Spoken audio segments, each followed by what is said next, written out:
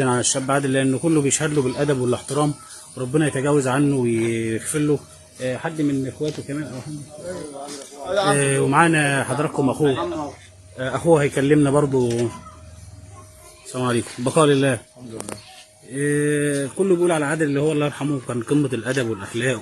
الحمد لله، الله ما كانش بيفوت وقت كده الصلاة في الجامع. الحمد لله كله الحمد لله بيحبه. الحمد لله قال كلام كويس قبل ما يموت، حمد ربنا والشاي.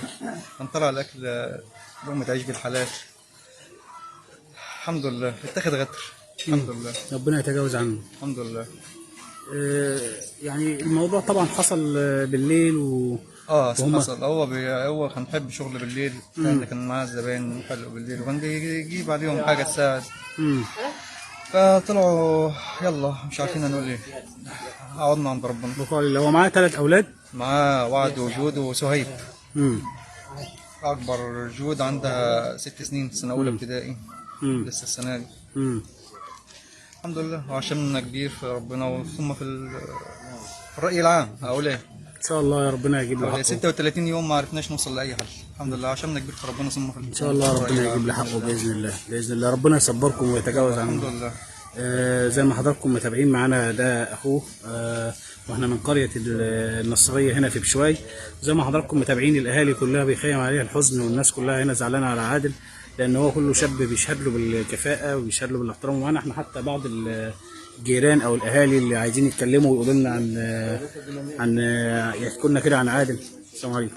عليكم السلام. عادل كله بيقول اللي هو شاب يعني كويس، وشاب ربنا يرحمه اخلاقه عاليه قوي. عادل يعني انت ما تحسش بيه في القريه اساسا، مالوش اي مشاكل، مالوش اي عداء مع اي حد. كل الناس دي جايه عشان زعلانين على عادل وعلى اللي حصل له. فاحنا ان شاء الله احنا بس عايزين حقه، ان الموضوع ما يموتش يعني. باذن الله الشرطه شايفه شغلها باذن الله. هم فعلا احنا حاسين بكده، ونتمنى ده يعني ان شاء الله. ربنا يرجع له حقه ان شاء الله، وربنا عشان خاطر اولاده واهله. فاحنا عايزين بس حقه عشان خاطر اولاده، لان اولاده كلهم صغيرين، 3 اولاد، وربنا يرجع له حقه ان شاء الله. وعنده اخوات تاني. عنده اخوات تاني بس هم تعبانين كلهم. يعني كلهم عنده اخوات تاني. هو وده ابن عمه. هو الكبير فيه. ده ابن عمه. ايوه. ماشي يا استاذ. عادل الكبير في اخواتي. عادل الكبير في اخواتي. ايوه. حابب تقول حاجه يا حاج العادل الله يرحمه والله مثلا؟ عادل ابن خالي والله يرحمه، كانت الناس كلها بتحبه، كان راجل بتاع ربنا. وحسبنا الله ونعم الوكيل في اللي عمل كده. احنا ما نقدرش نقول اكتر من كده بس. وهو اولاده يعني ربنا سبحانه وتعالى يخلف عليهم، وان شاء الله يبنوا فيه الخير باذن الله، لان هو كان ابن حلال. ابن عمه معانا. قول كلمه لعادل البقاء لله. ربنا يتجاوز عنه. زي ما حضراتكم شايفين الاهالي كلهم بيخيم عليهم الحزن هنا في قريه النصريه، وكل اللي عايزينه حق عادل، لان هو شاب 36 سنه وعنده 3 اطفال. وزي ما حضراتكم شايفين الاهالي وكلهم هنا في قريه النصريه مركز بشواي محافظه الفيوم، كل الاهالي زعلانه عليه، وكل الناس باين عليها الزعل، لان هو كله شاب. كل الناس زعلانه لان هو شاب بيتشهد له بالكفاءه بالصلح، وكان شاب محترم جدا ومؤدب. وهنا الحزن بيخيم على الاهالي كلهم. زي ما حضراتكم هم منتظرين صلاه الجنازه على عادل، يعني كل الاهالي جايين منتظرين صلاه الجنازه، وكل دول اهله وجيرانه، وجاي ناس من كل مراكز بشواي، وكل الناس اللي احنا شايفينهم دول زعلانين على عادل، وكل دول اهل عادل، وكل الناس هنا بتشهد له حضراتكم اللي هو كان شاب صالح جدا وكان شاب محترم. وطبعا معانا برضو من الناس قرايبه ويكلمنا كده عن عادل واللي حصل. والله يعني شاب محترم طول حياته وفي حاله، وطلع لك عايش وهم خدوا غدر. ازاي احنا بنطالب بحقه؟ هم قالوا له تعالى ودينا مشوار يعني هم قالوا تعالى ودينا مشوار، كانوا 2 معاه في التوك توك وكانوا راكبين الصبح. ونزلوا تعدى عليه ضربوه وضربوه على دماغه.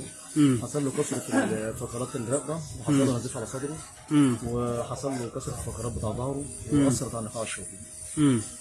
فطبعا عمل اكثر من عمليه مفيش نصيب. متوفى. يعني هو قعد قد ايه في المستشفى؟ حوالي 36 يوم. 36 يوم. 36 يوم. مفيش يوم فيهم يعني كل الايام غيبوبه. ده بيتكلم ولا حاجه خالص. وكل الجهات اللي الصراحه قامت بشغلها تمام، ونشكر امر المصري راس المباحث. الصراحه راعوا نفسه وعملوا المحضر، ونشكر كل الناس اللي كانت معانا. يعني رئيس المباحث قام بشغله، والشرطه جهاز بيقوم بشغله. الشرطه الصراحه ما اثرش في اي حاجه خالص. ونشكر كل اللي وقف معانا. وربنا سبحانه وتعالى يعوض على اهله ويصبرهم. امين يا رب. امين. ربنا يصبر اهله، وربنا يكرمنا ونيجي الناس الثانيه اللي معاه ان شاء الله باذن الله. هو شاب كل الناس بتشهد له اللي هو حتى كان طيب جدا. وكان طيب وما كانش بيأذي حد وكان كويس. امم ما كانش 36 سنه وسايب 3 اولاد. شغله في بيته وسايب 3 اولاد وظروفه ما فيش اصلا، وما فيش الا التوك توك وجايبه وسطه. حسبنا الله ونعم الوكيل. فبفترض ان كل واحد يعرف يجيب حقه. ان ده راجل مسكين وعلى باب الله. وبيشتغل بيجري على اكل عيشه. وده جزاته انه يموت غدر ناس بلطجيه وشغل مش كويس يعني. فحسبنا الله ونعم الوكيل. يعني زي ما حضراتكم متابعين معانا، احنا دلوقتي في لحظات اساسا الجنازه، او هو بيجهزوه عشان صلاه الجنازه. وكل الاهالي هنا زعلانه عليه زي ما انتم شايفين، لان هو كان شاب كله بيشهد له هنا باللي هو شاب صالح وشاب مؤدب. هو سايب 3 عيال وهم طالبين حقه اللي يجي له حقه، لان هو سايب 3 اطفال وهو عنده 36 سنه.